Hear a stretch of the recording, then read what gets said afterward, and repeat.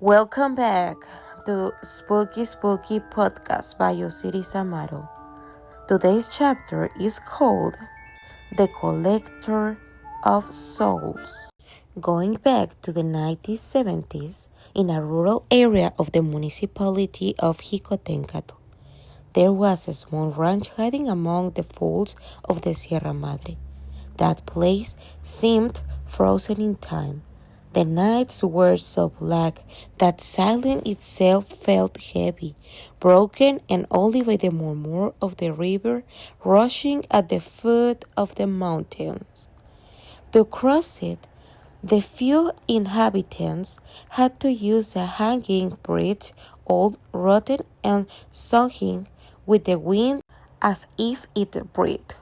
In that forgotten corner where the electricity had yet to arrive, and shadows seemed to have a life of their own, lived an old woman named Juana.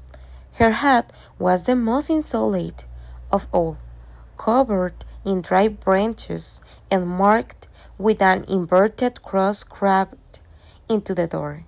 People said Juana never ate, that her eyes were so dark they reflect the fire of the hell, and that her presence was harbinger of death. The elders told stories that Juana served the devil himself when someone fell ill and hovered between the life and death. She would appear uninvited, dragging her cane and murmuring prayers no one could understand. She sat beside the dying, chanting in a strange tongue with a raspy voice that chilled the blood. She would not leave until the person exhaled their final breath. Then she whispered something into the ear of the deceased and walked away with a smile. One night, word spread that Doña Margarita, a beloved old woman, was on her deathbed. Juana arrived before dawn, wrapped in her shawl. She lit candles around the bed and began her chants. But the days passed, and Doña Margarita didn't die. The sick woman, despite her weakness, clung to life with an inexplicable strength. Juana did not eat, did not sleep, did not move from her place. She only watched, breathing heavily, waiting for the moment. Until one day, she had to leave for a few hours. No one knows where she went.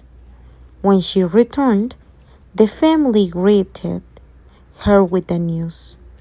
Doña Margarita was dead.